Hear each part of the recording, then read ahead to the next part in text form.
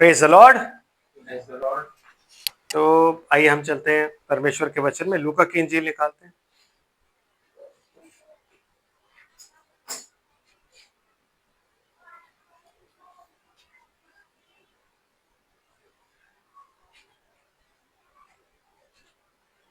आमीन। लूका की इंजील और उसका 17 अध्याय 24 आयत निकालते हैं। लिखा है बाइबल में, क्योंकि जैसे बिजली आकाश की एक ओर से कौंध कर आकाश की दूसरी ओर चमकती है, वैसे ही मनुष्य के पुत्र का आना भी वैसे ही मनुष्य के पुत्र का भी वैसे ही मनुष्य का पुत्र भी अपने दिन में प्रकट होगा। आमीन। परमेश्वर की आशीष उसके पवित्र वचन के पढ़े और सुने जाने पर हो। आमीन। प्रभु आप सबको आशीष बरकत दे।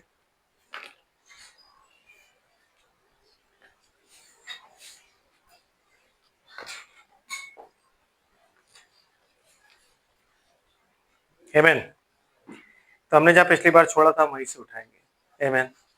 पिछली बार जब हम बातचीत कर रहे थे तो हमने बात करी थी जो 7 सील्स यीशु मसीह प्रीच कर रहा था, जिसमें से 6 उसने प्रीच कर दी थी। 7वीं उसने भी नहीं करी, क्योंकि जब वो 6 सील पे आया और उसने बताया कि सूर्य अंधियारा, चांद अपनी रोशनी नहीं देगा, उसके बाद वो रुक गया। उसने आगे का कोई आपको और मुझे हिंट नहीं दिया, किसी को भी हिंट नहीं दिया कि वो कब आएगा। सवाल उनका ये था कि ये सब कब होगा, तेरे आने का चिन्ह क्या होगा। उन्होंने समय या कोई वैसी चीजें चिन्ह पूछा था, वो चिन्ह उसने एक बता दिया, उसके अलावा और कोई चीज उसने नहीं बताई। आमीन। उसने एक चीज उनको एक इंडिकेशन दिया, कहता जैसे मनुष्य के पुत्र का आना। मती उसका 25 अध्याय, मती उसका 24 अध्याय, 25 नहीं। आमीन। और उसकी 15 आयत से पढ़ो। Yes sister. मत्ती 24 उसकी 15 है। इसलिए जब तुम उस उजाड़ने वाली घृणित वस्तु को, जिसकी चर्चा दानियल भविष्यद्वक्ता के द्वारा हुई थी, पवित्र स्थान में खड़ी हुई देखो, पवित्र स्थान में जब उस वस्तु को तुम खड़ी हुई देखो ना, तब जो पढ़े वह समझे।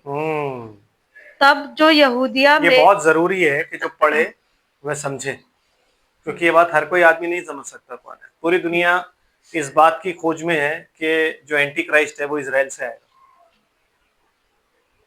सब ये सोचते हैं कि एंटी क्राइस्ट कहाँ से आ रहा है, इजराइल से आ रहा है। उसे कौन इंट्रोड्यूस कर रहा है? उनका प्रेसिडेंट या उनका प्राइम मिनिस्टर जो भी है वो उनको इंट्रोड्यूस करेगा। लेकिन अगर आप बाइबल के हिसाब से चलोगे तो बाइबल के हिसाब से जो एंटी क्राइस्ट है वो कहाँ से आएगा? Beast, Roman empire. क्योंकि in the very first beginning, मतलब फर्स्ट चर्च एज में वो क्या था? एक स्पिरिट थी। आमीन। फिर वो आगे आते आते क्या बना? एक उसकी क्राउनिंग की गई और वो किंग बनाया गया। और उसके बाद वो क्या हो गया? झूठा भविष्यद्वक्ता। जब बाइबल कहते हैं ना बहुत से झूठे भविष्यद्वक्ता, तो वो एक झूठा भविष्यद्वक्ता हो गया। क्योंकि क्राइस्ट जो है वो अपने टाइम में जब आया था इस पृथ्वी पर तो वो सच्चा भविष्यद्वक्ता था। आमीन।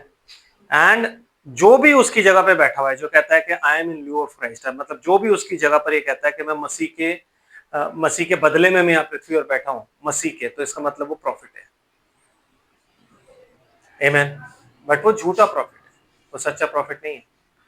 क्योंकि जो सच्चा प्रॉफिट होगा वो आपको वचन की तरफ ले जाता है, और जो झूठा प्रॉफिट होगा वो आपको हमेशा तत्व ज्ञान की तरफ ले जाएगा। आमीन। जो झूठा प्रॉफिट होगा वो हमेशा आपको ये बताएगा कि church is higher than the word. जो चर्च है, कलीसिया जो है, वो इस वचन से ऊपर है। क्योंकि वो आपको हमेशा एक चीज बताएगा कि जो परमेश्वर है वो कलीसिया में है। आमीन। समझ रहे? लेकिन मसीह ने क्या बताया? मसीह ने बताया कि मैं इस पत्थर पर अपनी कलीसिया बनाऊंगा, अधोलोक के फाटक उस पर प्रबल नहीं होंगे। तो वो कलीसिया की जो नींव है वो क्या है? वचन। मसीह खुद है। आमीन। उसका रेवलेशन खुद नींव है, तो वचन ही नींव है। और जब हम उस तरफ देखते हैं तो वहां पे जो है वो कहते हैं what church is saying is right. हम बाइबल इसलिए नहीं पढ़ते क्योंकि जो कुछ चर्च ने कह दिया वो कह दिया। तो चर्च को कुछ भी रूल चेंज करने का, कुछ भी सब करने का हक है। आमीन। जबकि बाइबल कहती है कि आत्मा की लीडरशिप बहुत जरूरी है। जो आत्मा के चलाए चलते हैं वही परमेश्वर के पुत्र कहलाए जाएंगे। आमीन। तो वो जो घृणित वस्तु है उसको जानना बड़ा जरूरी है, तो समझना बहुत जरूरी है। लेकिन ये समझ दिमाग की समझ नहीं है। जिस समझ की यहाँ पे बात लिखी है ना, अंडरस्टैंडिंग, वो अंडरस्टैंडिंग जो है वो किसकी है? रेवलेशन की। इसीलिए जब यीशु मसीह ने निकोदेमस को बोले ना कि जब तक तू जल और आत्मा से ना जन्मे तू परमेश्वर के राज्य को देखने भी नहीं पाएगा। तो फिर किसी ने उससे पूछा था कि परमेश्वर का राज्य कहाँ है? तो कहता परमेश्वर का राज्य कोई कोई नेचुरल चीज नहीं है कि तुम देखो कि यहाँ है वहां है, तुम्हारे अंदर है। आमीन। तो जो चीज आपके अंदर है आप कैसे देखोगे उसको? तो कहता तू उसको देख भी नहीं सकता। तो देखने का मतलब है परसीव। भाई ब्रैनम ने बड़े अच्छे से बताया, परसीव, परसीव मतलब तू उसे समझ नहीं सकता, मतलब तू उसकी जो, जब तक वो आत्मा तेरे पास नहीं आएगी ना तुझे पता ही नहीं लगेगा परमेश्वर का राज्य है क्या। क्योंकि परमेश्वर का राज्य जो है वो पवित्र आत्मा है। स्वर्ग का राज्य जो है वो क्या है? गॉस्पल। जब आप गॉस्पल का प्रचार करते हो तो आप स्वर्ग के राज्य का प्रचार करते हो कि स्वर्ग का राज्य निकट है, क्योंकि वो गॉस्पल है। जब आप वो एक्सेप्ट करके आगे बढ़ते हो और आपको आत्मा मिलता है तब परमेश्वर के राज्य में आप आ जाते हो। इसलिए बाइबल कहती है कि तेरा नाम पाक माना जाए, तेरा राज्य आए। तो वो राज्य मिलेनियम में तो पक्का है कि आएगा ही आएगा। लेकिन जब आप ये कहते हो कि तेरा राज्य है, मतलब अंदर, तो पवित्र आत्मा आया है। आमीन। तो जो पढ़े वो समझे का मतलब है with by the spiritual eyes, उस आत्मिक आंखों से आप उस रेवलेशन को जान सके। आमीन। समझ आ रहा है? यस। तो फिर क्या कहता है आगे? तब जो यहूदिया में हो वह पहाड़ों पर भाग जाए, जो छत पर हो वह अपने घर में से सामान लेने को ना उतरे, और जो खेत में हो वह अपना कपड़ा लेने को पीछे ना लौटे। देखो 3 बार हुई है ये चीजें। एक बार एक ग्रीशियन एम्परर था, ग्रीस का, यूनान का। अलेक्जेंडर के मरने के बाद ना वो 4 भागों में विभाजित हो गए थे। तो उस टाइम पे 4 अलग अलग भागों में विभाजित, तो 4 गवर्नर्स थे। उन्होंने वो किंगडम ले ली थी। तो उनमें से एक किंगडम था, उसने इजरायलियों को जब मारा, इजराइल पर जब अटैक किया तो उसने वेदी पर ना सुअर बलि करवाए थे। सुअर बलि करवाए थे, बहुत बुरा हाल किया था उसने। ठीक है। दूसरा जो था वो कौन था? नेरो। जब यीशु मसीह के मरने के बाद 70 AD में जो भी हाल हुआ तो बहुत बुरी तरीके से मारा गया। तो यीशु मसीह 3 बार, 3-fold प्रोफेसी है। और उसके बाद 3rd टाइम जो है वो कौन सा टाइम है? द ग्रेट रेवलेशन, जो भी आने वाला है। तो ये 3 भागों में हुआ है। आमीन। 3 भागों में इजराइल के ऊपर हुआ है। लेकिन जो आएगा ना, दैट इज ग्रेट रेवलेशन। उससे पहले ना तो वैसा समय कोई आया, मतलब पहले वाले भी थे ना, उनमें भी बहुत मारकाट हुई है, उनमें बहुत, लेकिन ऐसा नहीं मारा जैसा अब मरेंगे। जैसा अब हुआ है वैसा नहीं होगा। क्यों? क्योंकि इस टाइम पे वो बैठा हुआ होगा, शैतान जो है साक्षात देहधारी हुआ होगा। तो इस टाइम पे तो बिल्कुल विकेटनेस होगी। मारने के तरीके ही ऐसे होंगे जिनको देख के लोगों की रूह कांप जाएगी और उसके आगे घुटने टेक देंगे कि हाँ तू ये बता। जब वो दूसरों को मरता हुआ देखेंगे ना, क्योंकि उस वक्त में जो ग्रेस है वो इजरायलियों के पास है। सिर्फ इजराइल एज अ नेशन निकलेगा बाहर निकल के मार, हम नहीं मानते तेरे को राजा, मार। लेकिन जो जेंटाइल्स हैं, ग्रेस उनके पास नहीं है। इसीलिए कहता है कि तुम उन सब आने वाली घटनाओं से बचने और मनुष्य के पुत्र के सामने खड़े होने के योग्य ठहर सको। इसलिए वो ये बात कहता है कि दिस इज वेरी इंपॉर्टेंट। क्यों रोना और दांत पीसना होगा? क्योंकि उस वक्त की कंडीशन ऐसी होगी कि ग्रेस नहीं है। आप रोते और दांत कब पीसते हो? दांत हम तब पीसते हैं जब हमें कोई उम्मीद नहीं होती, जब हम इतने डिप्रेस हो जाते हैं कि हमें लगता है कि अब खत्म है, अब यहां से आगे कुछ नहीं है, तो हम रोना और दांत पीसना करते हैं। तो उस वक्त में कोई ग्रेस नहीं होगी हमारे पास। आज अनुग्रह है, आज वो सुनता है, आज वो तमाम बातें करता है, हम हमारे पापों को भी क्षमा करता है, तो आज बात अलग है। आमीन। लेकिन उस टाइम में कुछ नहीं हो, रोना और दांतों का पीसना फॉर द जेंटाइल्स। और जेंटाइल्स का तो तब से शुरू हो जाएगा जब मूसा और एलिया वहां पे प्रीच करना शुरू करेंगे, क्योंकि वो सिस्टम जो बीस सिस्टम है वो लागू होना शुरू हो जाएगा यहाँ पे कंट्रीज में। तो रोना और दांत पीसना हमारा शुरू हो जाएगा यहीं पे। आमीन। समझ रहे? देन सिस्टर क्या कहता हो? उन दिनों में जो गर्भवती और दूध पिलाती होंगी उनके लिए हाय हाय, क्योंकि वो बेचारी भाग नहीं सकती। जो गर्भवती औरत है वो भाग नहीं सकती, जो दूध पिला रही है वो भाग नहीं सकती। तो उनके लिए हाय। हाय मतलब ये नहीं है कि यीशु मसीह कर्स डाल रहा है। उनके लिए हाय मतलब उनके लिए एक ऐसा विषय है कि उस टाइम में जो विकेडनेस है ना, वो उनको मतलब उनको कैसे मारा था उन्होंने, आरे से चीर चीर के, आरे से चीर चीर के, आमीन, छातियां काट काट के फेंक दी थी, बच्चे ऐसे आरे से चीर के निकाल के बाहर डाल दिए थे, उनको बड़े बुरे तरीके से मारा था।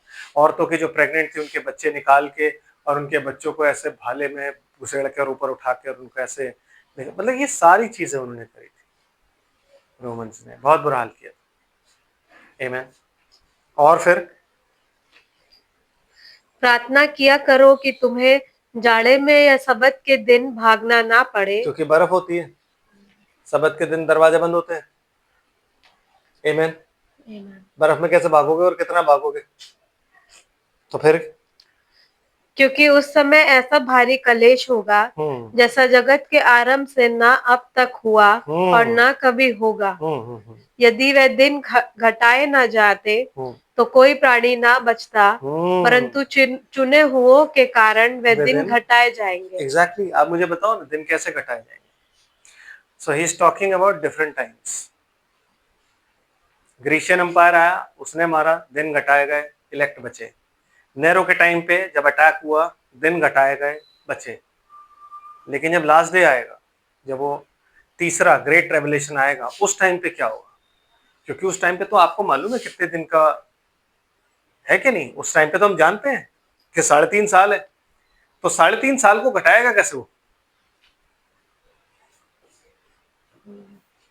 समझ रहे हो आप? 3.5 साल को कैसे घटाएगा? 3.5 साल घटाने का एक ही तरीका है, और वो तरीका ये है कि 3.5 साल में ना उसको क्या करना है कि जो शैतान की रीच है ना, जो वहां एंटी क्राइस्ट बैठा हुआ है ना, मसीह विरोधी बैठा है, उसका हाथ 1,44,000 पर नहीं पहुंचेगा इलेक्ट तक।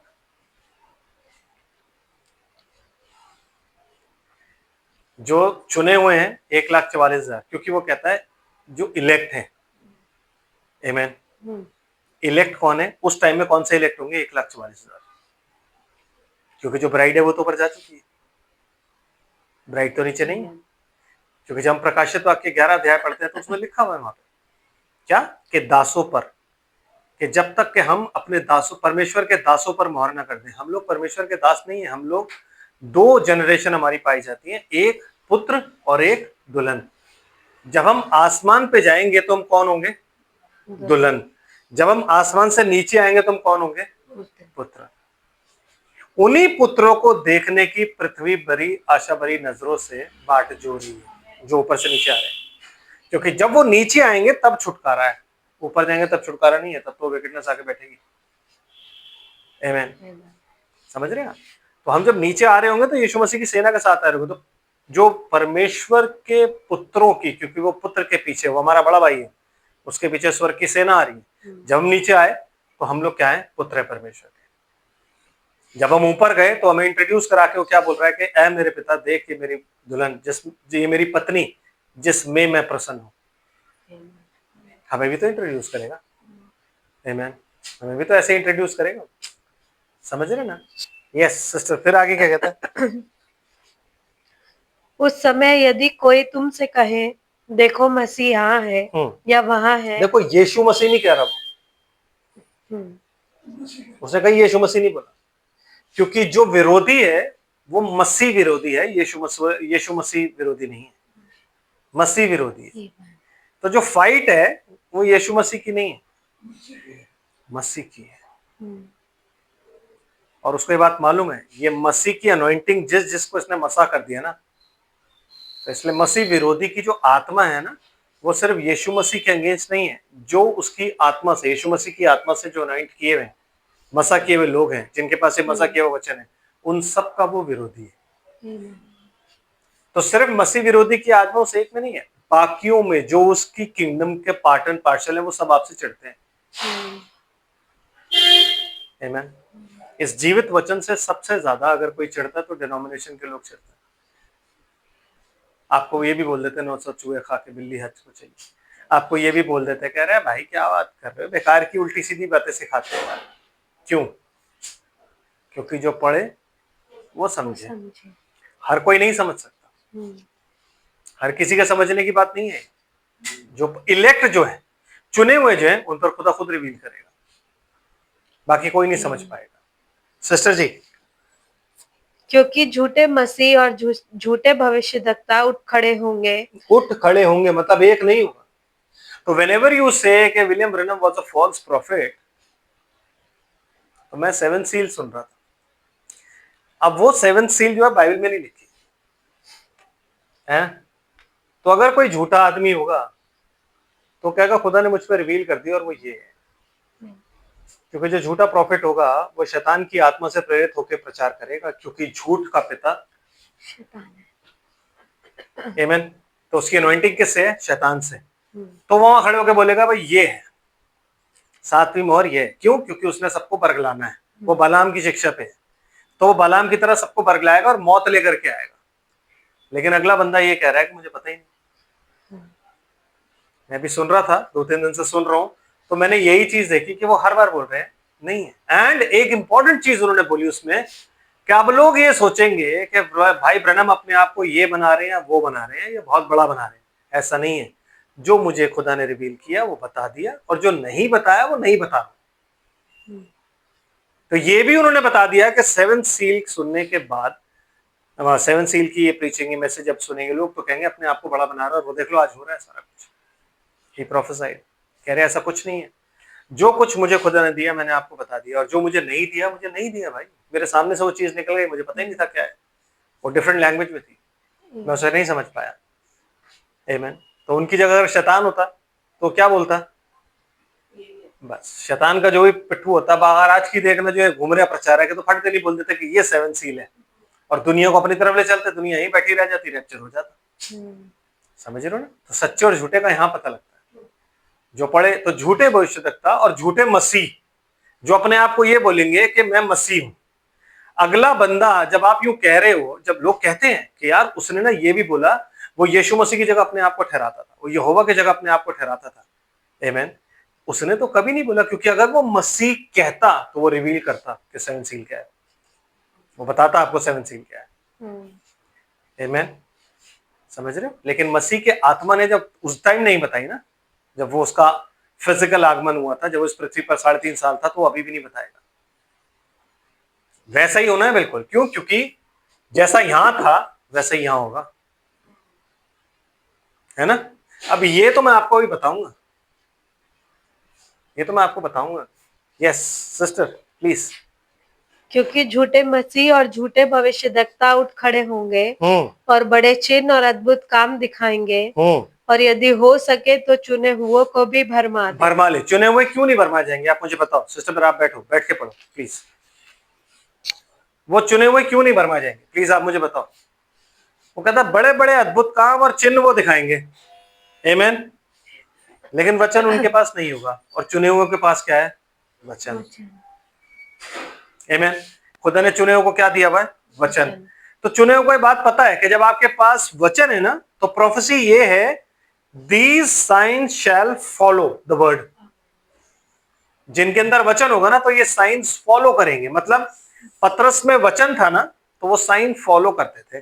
पौलुस में जो वचन था ना, तो साइन फॉलो करते थे। कि पौलुस जब जा रहा उसको पता भी नहीं होता था, लोग पीठ से यूं करके रुमाल छुआया और ले जाके बीमार के रख दिया और वो हो गया। क्यों? क्योंकि वचन जिसके अंदर था उसके पीछे साइंस फॉलो करेंगे।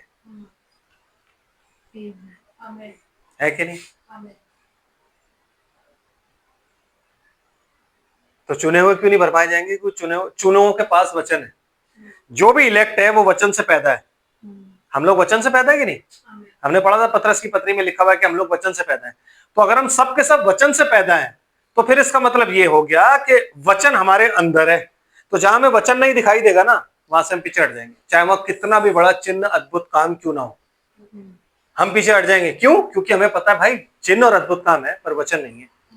और जिनकी नींव पक्की नहीं होगी, जिनके अंदर वचन नहीं होगा, वो वहीं गिर जाएंगे। वो इसलिए गिर जाएंगे क्योंकि बीज से पैदा नहीं हुए। आमीन। तो या तो वो इस तरफ गिरेंगे या वो उस तरफ गिरेंगे। उनका ध्यान इस तरफ जाएगा या उस तरफ जाएगा। वो सेंटर में नहीं देखेंगे बंदा क्या किस तरीके से। मिनिस्ट्री को जांचने का तरीका क्या है, वो आज तक यही नहीं समझ पा रहे ना लोग। क्यों डिनोमिनेशंस कहती हैं कि भैया वो रिस्क नहीं लेना चाहते लोग। मैं आपको बता रहा हूँ, लोगों को लगता है रिस्क नहीं लेंगे क्योंकि बाइबल में लिखा बहुत से झूठे भविष्यद्वक्ता, क्योंकि किसी ने बाइबल पढ़ी नहीं है। तो आप ये सोचो तो सही कि चुने हुए क्यों नहीं भरमाए जाएंगे, क्योंकि वो कहता है हो सके तो, पर ये होगा नहीं। ठीक है ना? तो ये आप सोचो तो सही कि चुने हुए क्यों नहीं भरमाए जाएंगे भाई। आज आप मुझे किसी मीटिंग में बैठा दो ले चल के, या आप किसी मीटिंग में बैठ जाओ, आप देख के वहां पता लगा लोगे झूठा के सच्चा है। क्यों? क्योंकि आपके अंदर वचन है, आप उस बीज से पहचान, आपको ये बात पता है कि इस वचन में किसी को भी जांचने का तरीका क्या है।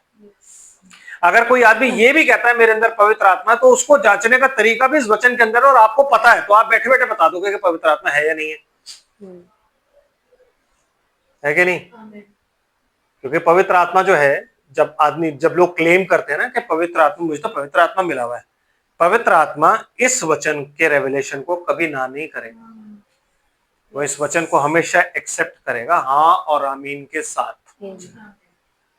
क्योंकि वो किसका आत्मा है? परमेश्वर का। और ये किसका वचन है? परमेश्वर का। तो परमेश्वर का आत्मा परमेश्वर के ही वचन को रिजेक्ट नहीं कर सकता। वो ये नहीं कह सकता कि पतरस उस दिन पवित्र आत्मा से भरकर जो बोल रहा था, हमें क्या पता क्यों बोल रहा था, क्योंकि वो आत्मा जो आपके पास है और पतरस के पास जो आत्मा है, दोनों अलग नहीं है। दोनों अलग नहीं है, एक ही आत्मा आपके पास है, एक ही आत्मा पतरस, वही आत्मा था। आज मेरे पास और आपके पास वही आत्मा है, तभी तो पतरस की बात का हम यकीन कर पाए। अगर हमारे पास वही आत्मा नहीं हो तो हम नहीं यकीन करते। तो अगर परमेश्वर ये है एक, इसीलिए वो कहता है एक ही परमेश्वर, एक ही बपतिस्मा, एक ही आत्मा। क्यों? क्योंकि अगर परमेश्वर एक है ना, तो सर एक ही बपतिस्मा है। और अगर तीन परमेश्वर है ना, तो आप तीन आत्माओं पे विश्वास कर रहे हो, तो आपको ये लगेगा कि पवित्र आत्मा तो मेरे पास है। अब ये जो पतरस पता नहीं यीशु मसीह की आत्मा या फिर परमेश्वर की आत्मा, किसकी आत्मा में होकर प्रचार करती है, हमें क्या पता। तो ना तो यीशु मसीह झूठ बोल सकता है और ना ही परमेश्वर झूठ बोल सकता है। और पतरस ने कोट किया है कि ये वो नहीं है जो तुम समझ रहे हो, ये योएल भविष्यवक्ता की पुस्तक में जो लिखा हुआ है ना, ये वो और है। तो उसने क्यों कोट किया? क्योंकि उस कोट में लिखा हुआ है, मैं अपना आत्मा उस समय में तुम सब पर उंडेलूंगा। आमीन। जब ये पढ़ रहे हो आप, पढ़ने के बाद भी आप आत्मा को रिजेक्ट कर रहे हो, तो फिर आपने क्या बाइबल नहीं पढ़ी जहां पे लिखा हुआ है कि मनुष्य के पुत्र के विषय में विरोध में तुम जो भी कहोगे माफ कर दिया जाएगा, लेकिन आत्मा के विरोध में अगर एक भी बात तुम कहोगे तो ना तो इस युग में ना उस युग में कहीं माफ नहीं की जाएगी। तो लोग पूछते हैं ना कि ऐसा कौन सा पाप है? दो पाप है, एक पाप जिसका फल मृत्यु नहीं, एक पाप जिसका फल मृत्यु है। तो जिसका फल मृत्यु हो क्या है? आत्मा की आप निंदा करते हो। जो वचन आत्मा प्रीच कर रही है, जब आप उसकी निंदा करते हो, क्योंकि यीशु मसीह ने कब बोला था? जब यीशु मसीह ने किसी को चंगा किया और तो फरीसी क्या करने लगे, तो बालजबूल की सहायता से करता है सब काम, ये तो उसकी सहायता से करता। तो कहता अगर मैं बालजबूल की सहायता से करता हूँ, तुम्हारे बेटे किसकी सहायता से करते हैं? फिर वो उन्हें बताता है, आमीन। फिर वो उन्हें कहता है कि मनुष्य के पुत्र के विषय में तुम कुछ भी कह लो, माफ कर दिया जाएगा, क्योंकि he is a human being.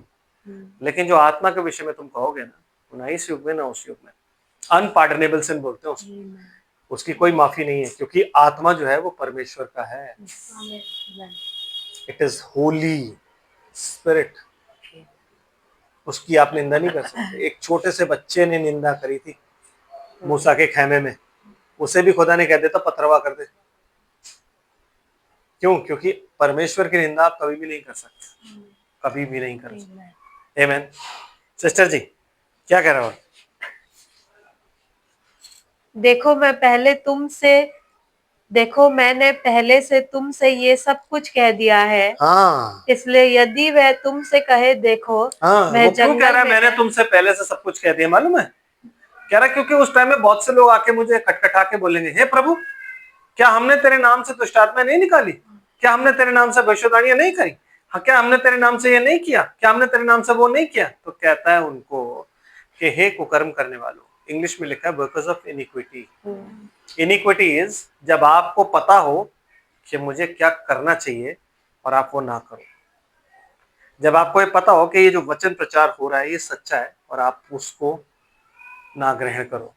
भविष्यवाणियां आप करो, वो अलग चीज है, चंगाइयां आप करो, वो सब कुछ सही है। यीशु मसीह ने कभी नहीं बोला होगा उनको कि तुमने झूठी गवाही दी, तुमने झूठी भविष्यवाणी करी इसलिए मैं तुम्हें नहीं जानता।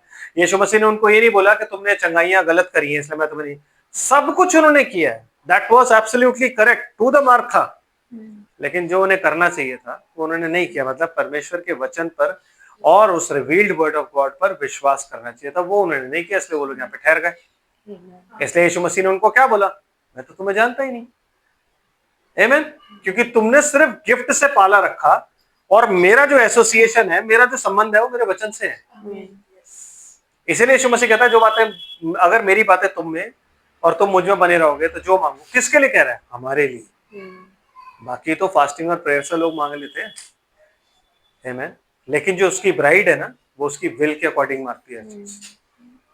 इसलिए भाई ब्रैनम क्या कहते हैं, अपनी विल के लिए खुदा की विल को मोड़ने की कोशिश मत करो, दुआ ये करो कि मेरी विल को अपनी विल, तेरी विल मेरी विल हो जाए।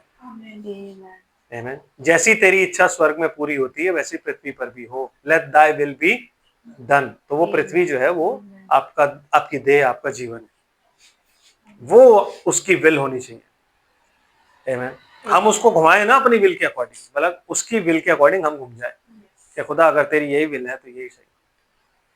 समझ रहे? अय्यूब देखो, आदम ने हवा की बात सुनी, आदम गिरा। अब्राहम ने सारा की बात सुनी, वो गिरा। लेकिन जब अय्यूब की बारी आती है और उसकी पत्नी उसे कहती है कि तू यहोवा को कर्ज कर, तो वो क्या कहता है, तो उसे कहता है मूर्ख स्त्री की तरह बात ना कर। समझ रहे हैं आप? उस कंडीशन में भी उसने अपनी स्त्री की बात सुनी तो सी, लेकिन उसका जवाब क्या दिया, मूर्ख स्त्री की तरह बात, हमें वो बनना है। इसलिए परमेश्वर ने बोला पृथ्वी पर ऐसा कोई नहीं है, ऐसा कोई भी नहीं है पृथ्वी पर। वो अपनी पत्नी की बात सुन के उसे समझाता है। क्या हम जो सुख लेते हैं यहोवा के हाथ से दुगना ले, है ना? समझाता है कि नहीं? वो अपनी पत्नी को समझा रहा है। हम, मैंने इसीलिए बोला ना, बुद्धि से निर्वाह करने का मतलब ये होता है कि सुनो और वो देखो according to the will of God है या नहीं, परमेश्वर की इच्छा के अनुसार है या नहीं, कहीं वो परमेश्वर की वचन के विरुद्ध ना हो। बाइबल कहती है कि अगर तेरे प्राण प्यारी पत्नी होती है, अगर वो तेरे को यहोवा के खिलाफ भड़काए तो पथरवा कर दे। इसलिए वो क्या कहता है, मूर्ख स्त्री की तरह बातें ना कर। उसे समझाता है और वो चली जाती है, वो उसका कोई जवाब नहीं देती। ये तरीका होता है शैतान, उसकी पत्नी में से शैतान बात कर रहा था, तो उसने ये नहीं बोला चांटा मारो तेरे, एक बकवास करती है मेरे खुदा के खिलाफ, नहीं, उसने बड़े प्यार से समझाया। तो शैतान समझ गया भाई ये मतलब टस से मस नहीं होगा, जाओ। फिर वो 3 दोस्तों को लेके आया ऐसे जो पहले से ही उससे चिढ़ते थे, आमीन, और उनको लाके फिर बिठाया साथ। तो ये बातें जानना जरूरी है, आमीन। समझ रहे हैं? सिस्टर जी आगे चलते थोड़ा सा। इसलिए यदि वह तुमसे कहे देखो वह जंगल में है तो बाहर ना निकल जाना, या देखो वह कोठरियों में क्योंकि है। अभी आपको पता है जो न्यूज आ रही है उनके हिसाब से यही हो रहा है कि मसीह आने वाला है, मसीह आ गया है, यहाँ आ गया है, वहां आ गया है, इधर हो गया, उधर हो गया। न्यूयॉर्क में एक आदमी के पोस्टर लग रहे हैं, इसराइल में एक आदमी दिखाई दिया है जो ऐसे कर रहा है, वहां ऐसे कर रहा है। कह रहा है वो तुमसे कहेंगे, वो कहेंगे कि देखो मसीह वहां है, या देखो ये मसीह यहाँ है, या देखो वो जंगल में बैठा है, चले मत जाना। क्यों? क्योंकि उनका मेन मकसद क्या है, तुम लोगों को मारना, तो तुम चले मत जाना। आमीन। तुम्हें धोखे से बुलाएंगे वो लोग, और कौन बुलाएगा? झूठे भविष्यद्वक्ता और झूठे मसीह, ये जो खड़े हो रहे हैं ना, ये सारे कहेंगे देखो मसीह वहां है, देखो मसीह वहां है। कहता तुम चले मत जाना, मैंने तुमसे पहले से कह दिया, बाद में आके मत कहना कि प्रभु हमने तो क्या करते हैं, हमें तो वो ले गए।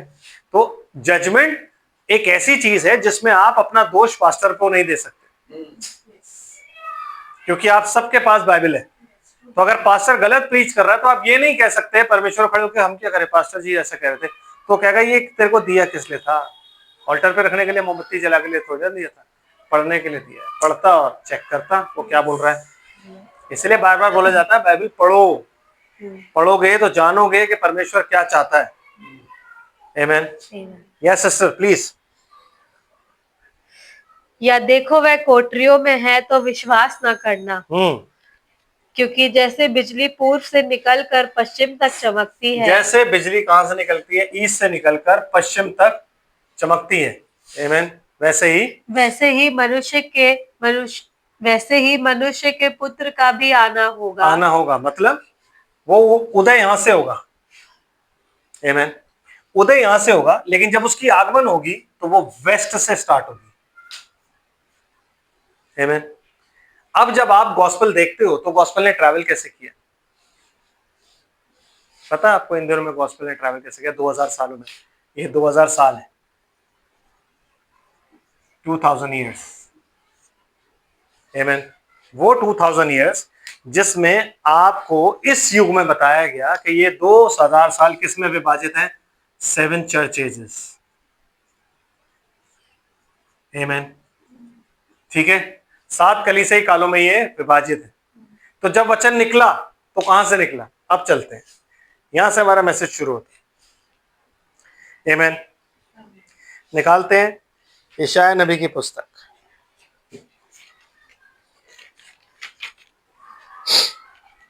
उसका 2रा अध्याय और उसकी 3री आयत।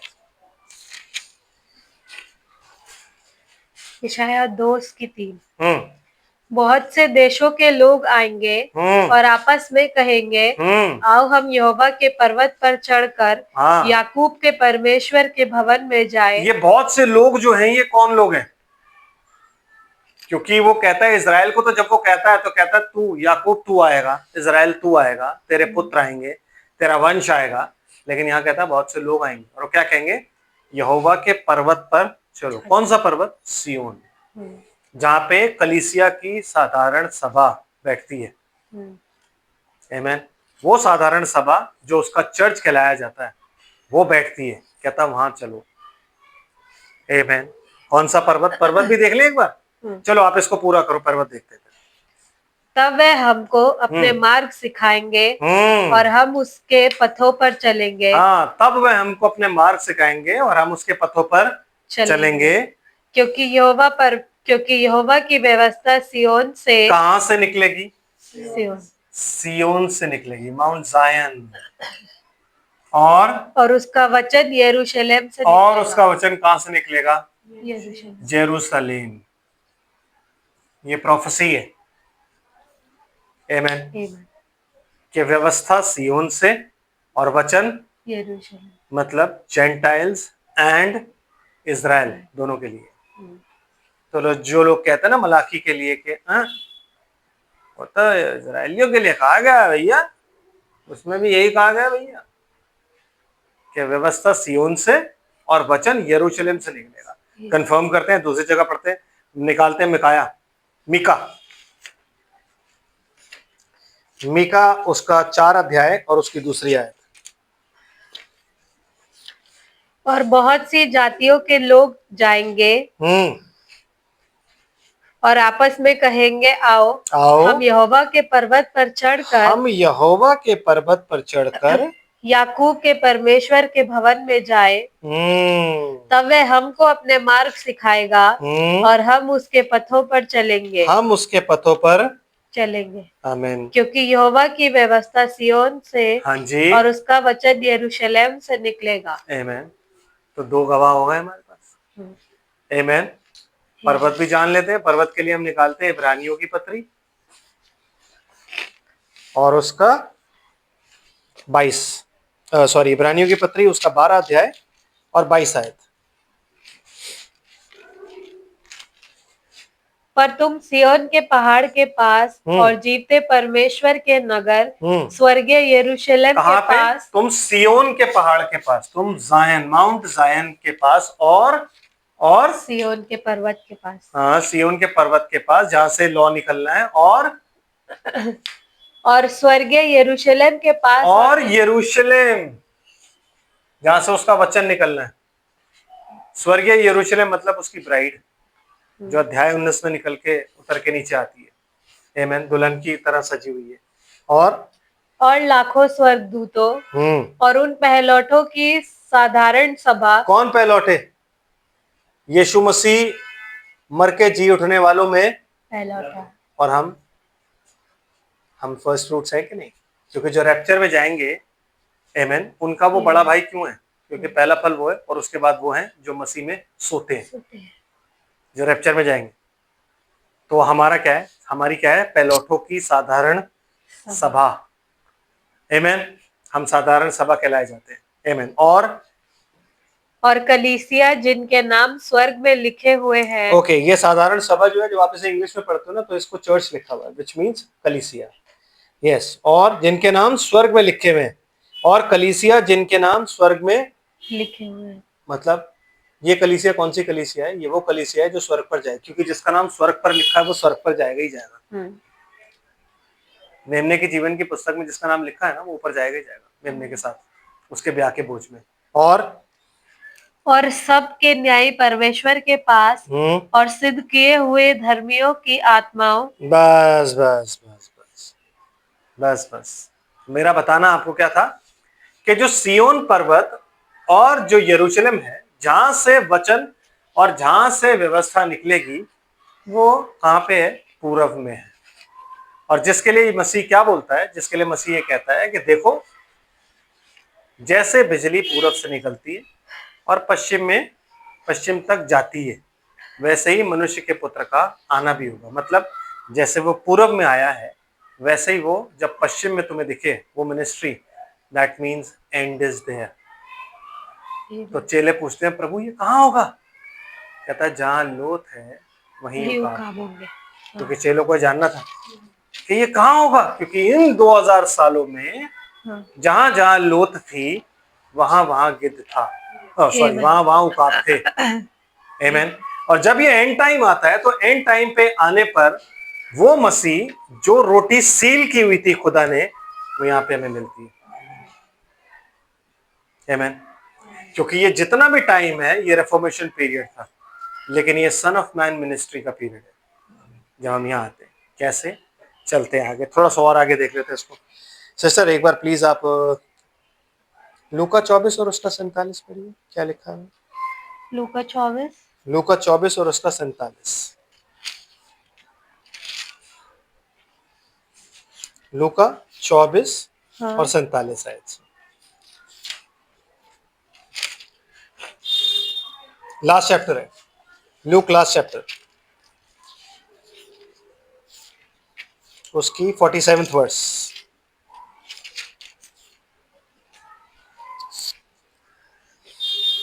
और आप एक काम कीजिए प्लीज सिस्टर, इसको 45th से पढ़ दीजिए। तब उसने पवित्र शास्त्र बूझने के लिए उनकी समझ खोल दी और उनसे कहा, यो लिखा है कि मसीह दुख उठाएगा और तीसरे दिन मरे हुओं में से जी उठेगा और यरूशलेम से लेकर सब जातियों में मन फिराव का और पापों की क्षमा का प्रचार उसी के नाम से किया जाएगा। लेकिन शुरुआत कहाँ होगी? यरूशलेम। गॉस्पल जिसे आप कहते हो, गुड न्यूज जिसे आप कहते हो, वर्ड ऑफ गॉड। सुसमाचार क्या होता है? वचन सामर्थ के साथ प्रचारा जाना, उसे हम बोलते हैं सुसमाचार। वो कहां से प्रचारा जाएगा? यरूशलेम। कहता है यरूशलेम से तमाम जातियों में, मतलब पूरे जगत में जो मन फिराव का प्रचार है, वो उसी के नाम से किया जाएगा। आमीन। तो यहां से यीशु मसीह क्या होता है? पूरब में अपनी सेवा 3.5 साल की पूरी करके फिर वो मरता है, फिर वो जिंदा होता है और फिर वो ऊपर चला जाता है। अब हम आते हैं इन 2000 साल में। आमीन। इन 2000 सालों में वचन ने ट्रैवल कैसे किया? पहले साल तो इजराइल में था, यरूशलेम में, लेकिन जब यरूशलेम से वो बाहर निकला, आमीन, तो वो कहां गया? निकल के हैं? वो निकल के कहां गया? वो निकल के जाता है फ्रांस। आप चर्च एजेस पढ़िएगा, उसके जो दूत है ना, पढ़िएगा कहां कहां से। वो जाता है फ्रांस, फिर वो जाता है वहां से आयरलैंड,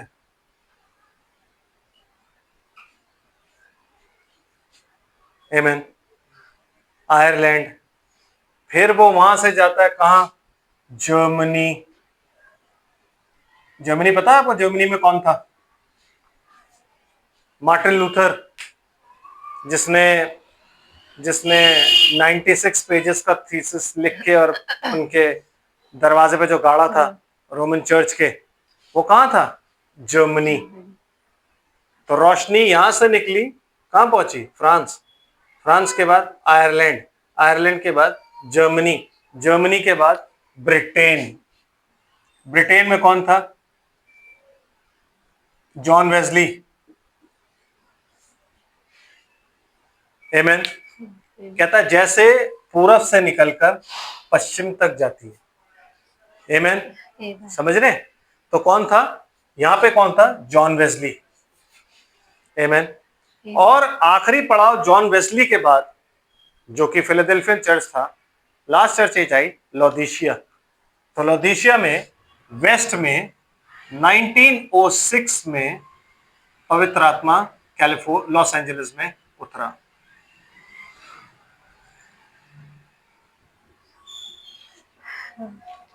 आमेन।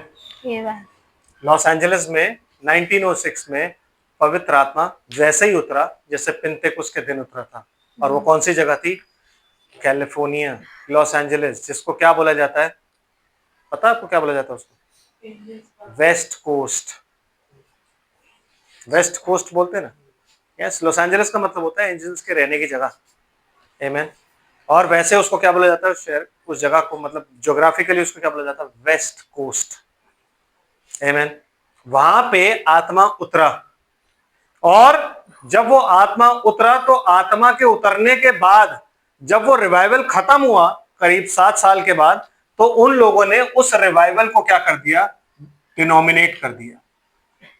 उसकी भी एक संस्था बना दी, डिनोमिनेट, उसकी एक संस्था बना दी। आमेन।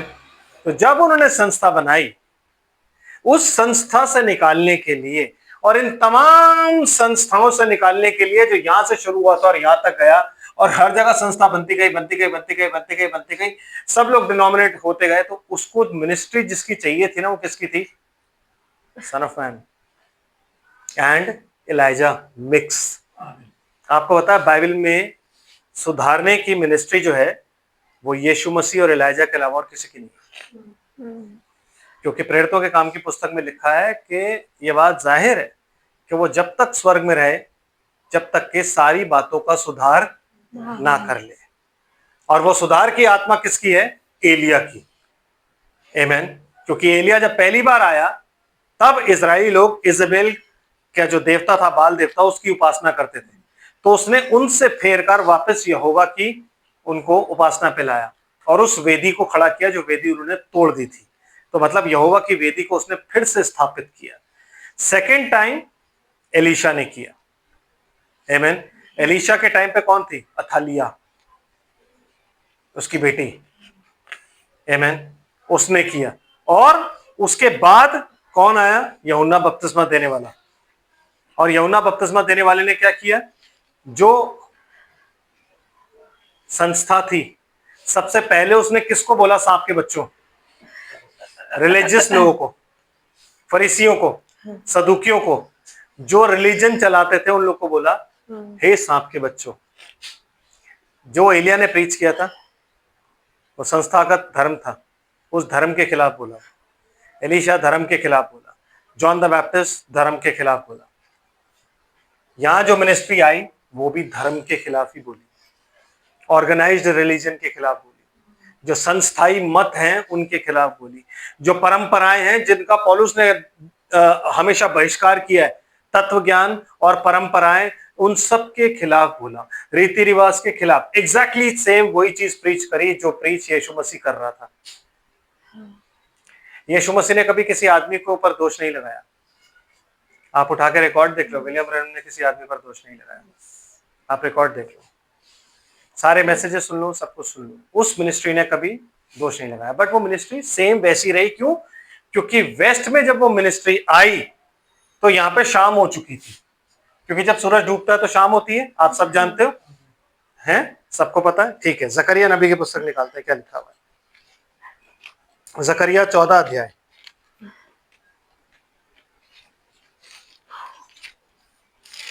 पढ़िए प्लीज। जकरिया 14 अध्याय 6-7 आयत।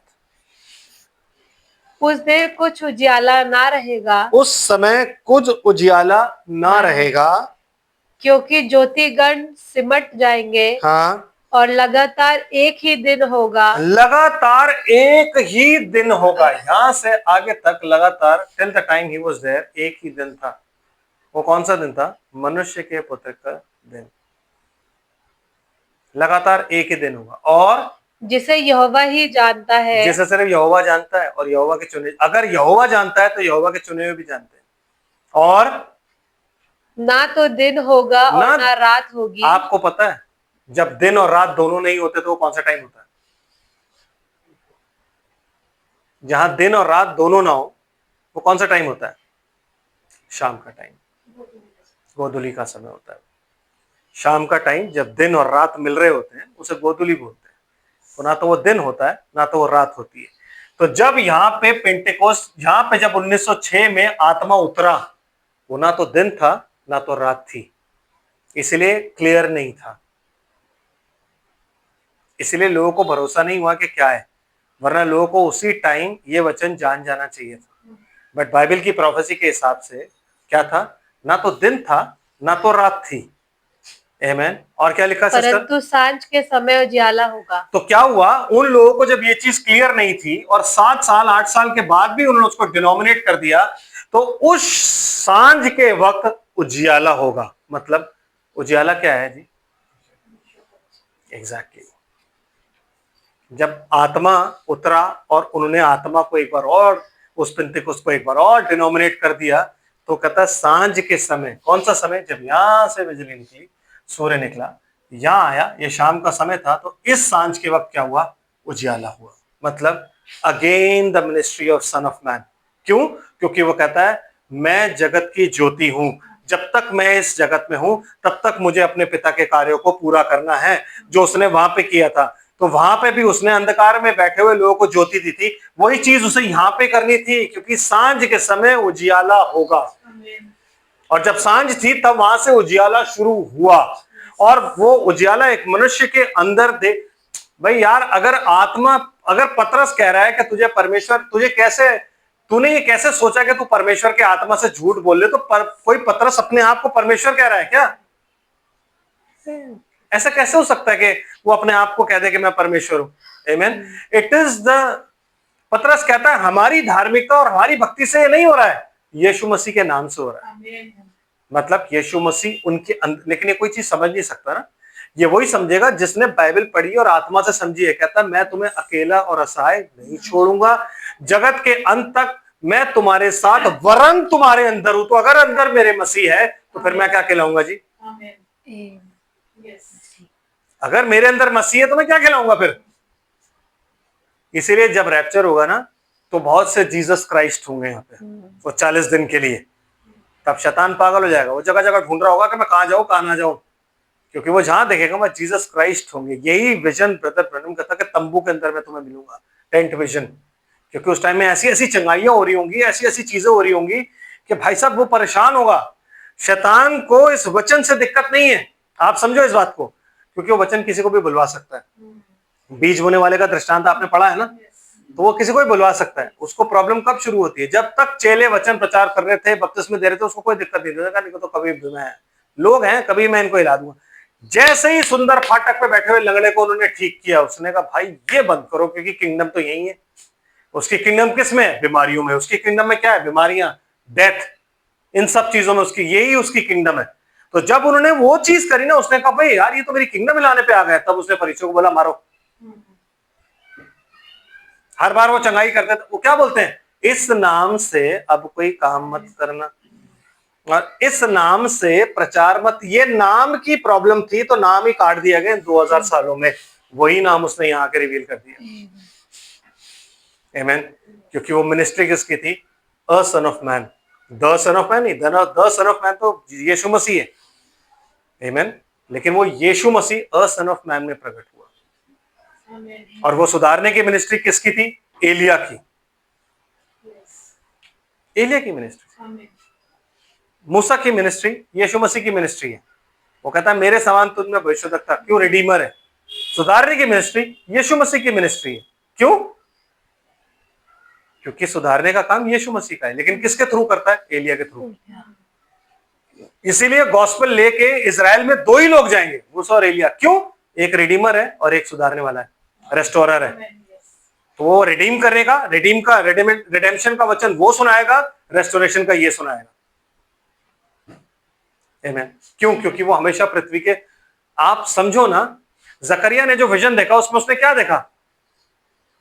लैम्प स्टैंड है, ठीक है। लैम्प स्टैंड में तेल कहां से आ रहा है? यीशु मसीह से आ रहा है? नो, वो कहता है इन दोनों से आ रहा है। ये कौन है? कहता है ये वही दूत हैं जो पृथ्वी के प्रभु के सामने खड़े रहते हैं। मतलब हमें तो समझ नहीं आया प्रभु ये क्या हुआ। इसका मतलब ये है कि जिस टाइम यीशु मसीह यहाँ पे आया था ना, तो वो मिनिस्ट्री किसकी थी? रिडेम्पशन की। ये है उसका मतलब, क्योंकि ये लैम्प स्टैंड की स्टार्टिंग थी, तो ये मिनिस्ट्री किसकी थी? छुटकारे की, रिडेम्पशन की। इसलिए मूसा कहता है मेरे समान एक भविष्यद्वक्ता आएगा। जब वो यहाँ पूछा, जब वो इधर आया वेस्ट में, तो मिनिस्ट्री किसकी थी? रेस्टोरेशन। तो वो मिनिस्ट्री किसकी हो गई? एलिया की। आखिर में मिनिस्ट्री किसकी है? एलिया की। तो वो दोनों जैतून के पेड़ आज भी खड़े हैं, लेकिन लोगों को दिख नहीं रहे। 7 चर्च एजेस के इधर भी तेल वो ही दे रहे हैं, लेकिन लोगों को दिख नहीं रहे। वो पेड़ उनको दिख नहीं रहे। क्यों? क्योंकि वो आज तक समझ नहीं पाए कि इन दोनों को इस्तेमाल किस लिए किया जा रहा है। दोनों यीशु मसीह को ही रिप्रेजेंट करते हैं। ये अर्थली फॉर्मेशन है। हेवनली फॉर्मेशन क्या है? Michael and Gabriel. तो माइकल किसको रिप्रेजेंट करता है? यीशु मसीह को। माइकल कौन है? कैप्टन। किसका कैप्टन? इजराइल की सेना का। यहोशू जब यरीहो के किनारे पे खड़ा हुआ था, तो उसे एक दूत दिखाई दिया नंगी तलवार लिया हुआ। तो यहोशू ने अपनी भी तलवार निकाली। तलवार निकाल के उससे कहता तू वहां का है कि यहाँ का है? कहता मैं यहोवा की सेना का कप्तान हूं। कप्तान तो यहोशू था। वो कौन सा कप्तान था? माइकल। आमीन। वो माइकल था। और माइकल यीशु मसीह, सिर्फ आप गाना नहीं गाते हो, लड़ो लड़ो फुर्ती करो यीशु है कप्तान, गाते नहीं हो आप? क्योंकि यीशु मसीह ही कप्तान है। He is the captain of the army. Yes, इसीलिए घोड़ों पे जब नीचे उतर रहा है ना, तो सबसे आगे कौन होगा? कैप्टन। उसके पीछे कौन होगी? सेना। तो वो उसको रिप्रेजेंट करता है। लेकिन जब गैब्रियल आता है, तो गैब्रियल का काम क्या होता है? जिब्राइल का काम है वचन का प्रचार, संदेश देना, संदेश वाहक। He has the prophet's spirit, spirit of prophecy. Amen. तो वो क्या है? वो वहां के वचन को देता है। किसको? डैनियल को।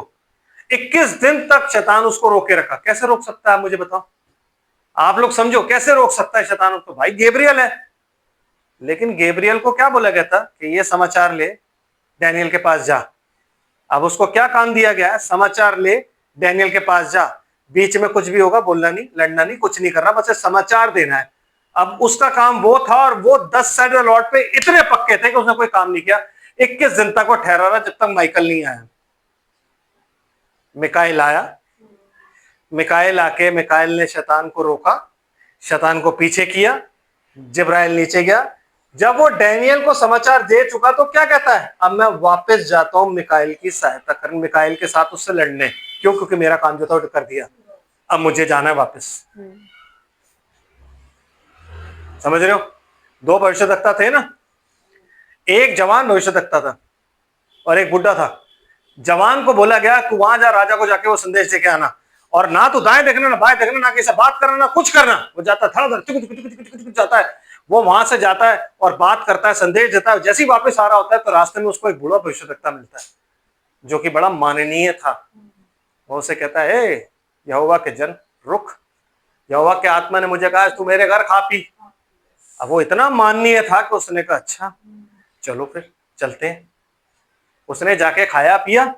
जब वो खा पी लिया, तब उसके बाद उस बूढ़े में फिर यहोवा का आत्मा उतरा। कहता है जवान सुन, यहोवा का आत्मा मुझे यूं कहता है, यहोवा यूं फरमाता है कि तूने उसकी बात नहीं मानी, तो ऐसे निकलते ही शेर तुझे फाड़ देगा।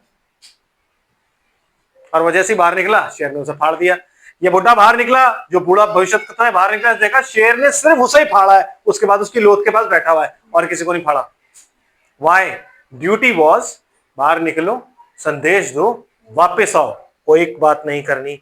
एलिया ने क्या बोला था गेहजी को, अपने अपने टहलुए को, छड़ी ले, रास्ते में किसी से बात नहीं करनी, सीधा जाना, छड़ी रखना, बात ही नहीं करनी। वाई? बिकॉज एलिया की अनॉइंटिंग उस छड़ी में थी, तो वो अनॉइंटिंग ना निकल जाए, इसलिए छड़ी पकड़ के सीधा सीधा तू जा। आमीन। उस बूढ़े भविष्यवक्ता ने खुदा को, उसको, उस इंसान को यूं ही नहीं बुलाया था, खुदा टेस्ट ले रहा था और हमें बता रहा था कि ये काम करो। जब तुम्हें संदेश दिया जाए कोई, तो उसको सीधा प्रचार करो, बीच में किसी मत्थे मत लगो। No, do not argue, do not meet and say hello कैसे ब्रदर, ये वो, नहीं नहीं भाई, सीधा अपना संदेश दो, अपना काम करो और वापस आओ। जो तुम्हारा काम है उस काम को तुम पूरा करो। आमीन। समझ रहे? क्योंकि यही स्वर्गदूतों का भी काम है। तो भैया 21 दिन तक जब प्रार्थनाएं आती रही, तो खुदा तो जानता था कि क्या हो रहा है नीचे। तो खुदा ने कहा जाओ मिकाएल। और क्यों रुका रहा? उसने शैतान को क्यों अलाउ किया? क्योंकि वो देखना चाहता था डैनियल कितने दिन तक प्रार्थना करता है, क्योंकि डैनियल अपने लिए नहीं दूसरों के लिए कर रहा था। भैया एक दिन आता है जब बंदा कहता है हटा परे, खुदा लगता है मेरे को चाहता ही नहीं इन्हें माफ करना, मैं क्यों करूं? डैनियल ने कहा कि खुदा को करना होगा। क्यों? क्योंकि ये खुदा के लोग, तो खुदा को माफ करना होगा। हम हार जाते हैं ना सोच के, कितनी फास्टिंग करूं यार, बहुत दुआएं कर, हम थक जाते। और यही शैतान चाहता है हमसे कि हम थकें और बैठें। No, keep knocking the door. यीशु मसीह कहता है वो औरत को हमेशा याद रखो, निरंतर प्रार्थना करने का जो वो दृष्टांत देता है, तो औरत जो होती है नाक में दंड कर देती है, मेरा न्याय चुका, मेरा न्याय चुका। उसका दरवाजा खटखटा के नाक में कह रहा देखो, तो कहता क्या तुम जो अपने स्वर्गीय पिता से धर्मी है उससे मांगोगे वो तुम्हें नहीं देगा? बिल्कुल देगा। तुम आधे में मांग के रुक जाते हो सारे के सारे। तुम याकूब की तरह नहीं मांगते, तुम ये नहीं कहते याकूब की तरह करना, भाई पहले तू कसम खा, मैं तो तब जाने दूंगा तेरी टांग नहीं छोड़ने का, पहले तू कसम खा। तो उसने जो याकूब की जंगा नस में आता है, इसलिए नहीं कि मेरी टांग छोड़ दे, कसम खाई, ले भाई कसम खा रहा हूं, बस तू तो मुझ पे भी प्रबल हुआ। आमीन। यहोवा से जीता तू, कितनी बड़ी बात है, कितनी बड़ी ब्लेसिंग है ये कि तू यहोवा से जीता। Now you will be called Prince. आमीन। याकूब को क्या नाम दिया गया? प्रिंस। मतलब उसको एज अ सन एक्सेप्ट किया गया। इसीलिए जब यीशु मसीह मिस्र से आता है तो क्या कहता है? मैंने अपने पुत्र को मिस्र से बुलाया। किसके लिए? क्योंकि उसने इजराइल को मिस्र से निकाल करके लेके आया था। समझ रहे हो आप क्या अहमियत खुदा ने दी है? ये यहां जो मिनिस्ट्री शुरू हुई वो यही थी, क्योंकि सब धुंधला था, किसी की समझ नहीं आ रहा था कि अब क्या होगा, क्योंकि एंड आ चुका है। यीशु मसीह के आगमन का जो प्रचार है वो यहां से शुरू हुआ था 1906 से, यीशु मसीह आने वाला है। जितने भी गाने लिखे गए हैं या इसके बाद लिखे गए रैप्चर के, रैप्चर रैप्चर रैप्चर, जिसमें जिन गानों में स्वर्गारोहण रैप्चर आता है वो इसके बाद लिखे गए। आमीन। इसके आसपास लिखे गए, इसके आसपास लिखे गए 1906 के। तो लोगों को पता लग गया था यीशु मसीह आने वाला है। क्यों? क्योंकि लेटर रेन आ गई है, फॉर्मर रेन जो थी लेटर रेन आ गई है। लोगों ने वही चीज देखी जो पिंतेकुस्त के दिन हो रही थी, तो लोग समझ गए कि अब आने वाला है यीशु मसीह। आमीन। बट क्या था उसमें? सांझ के समय उजियाला होगा, और वो उजियाला हुआ। और जब वो उजियाला हुआ तो जहां लोथ थी वहीं पे उकाब इकट्ठे हो गए। क्योंकि इन 2000 सालों में क्या मिल रहा था? मन्ना। आज भी क्या मिल रहा है डिनोमिनेशंस में? मन्ना। मन्ना ही खा रहे हैं ना वो लोग। उन्हें स्टार्टिंग में बता दिया जाता है ना तुमने ये प्रीच करना है। लोथ कौन खाता है? ताजा मांस। आप गूगल पे मार के देखो, जहाँ पे काराकास लिखा हुआ है, काराकास मतलब होता है ताजा पशु जब मरा हुआ। तो ताजा पशु कौन है जो मरा हुआ है? मेमना, वध किया हुआ मेमना आज भी वेदी पर पड़ा हुआ है, वही ताजा पशु है और उसे ही आप खा रहे हो। क्योंकि वो कहता है अगर तुम मनुष्य के पुत्र का मांस ना खाओ और उसका लहू ना पियो तो तुम्हें जीवन नहीं। तो ब्रदर मेरे, आपको ये बात मालूम होनी चाहिए कि सिर्फ एक ही है जो मांस खाता है और लहू पीता है। पता है आपको कौन है?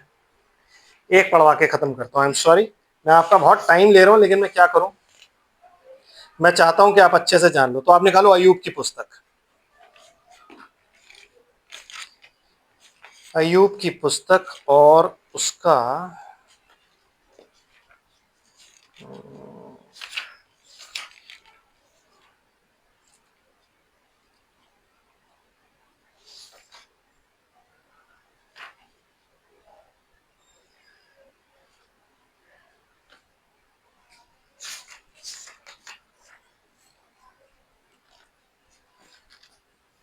1 मिनट दीजिए बस मेरे को, ये मैं खत्म कर दूं इसके बाद, ये लास्ट है।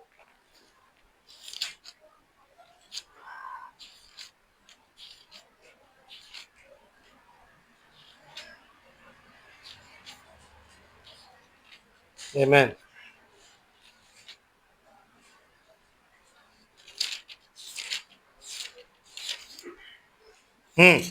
अय्यूब की पुस्तक उसका 39 अध्याय 39 और 27 वर्ष 27 आयत से पढ़ दीजिए। क्या उकाब तेरी आज्ञा से ऊपर चढ़ जाता है और ऊंचे स्थान पर अपना घोंसला बनाता है। वह चट्टान पर रहता और चट्टान की चोटी और दृढ़ स्थान पर बसेरा करता है। वह अपनी आंखों से दूर तक देखता है, आमीन। वहां से वह अपने अहेर को ताक लेता है। उसके बच्चे भी लहू चूसते हैं। उसके बच्चे भी क्या करते हैं? आमीन।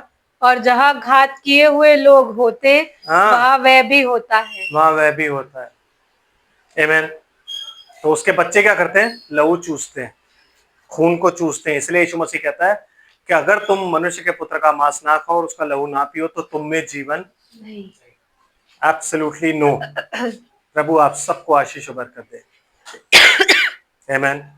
वो ताजा मांस यीशु मसीह है और उसका वचन है, जिसे आप आज कम्यून कर रहे हो, जिसका लहू आप आज पी रहे हो, क्योंकि आप सब उकाब हो और ये सिर्फ उकाबों का ही हक है। प्रभु आप सबको आशीष और बरकत दे। हम प्रार्थना करते हैं। स्वर्ग और पृथ्वी के मालिक, तेरा धन्यवाद करते हैं तेरी सारी आशीष और बरकतों के लिए, तेरे जीवित वचन के लिए। बहुत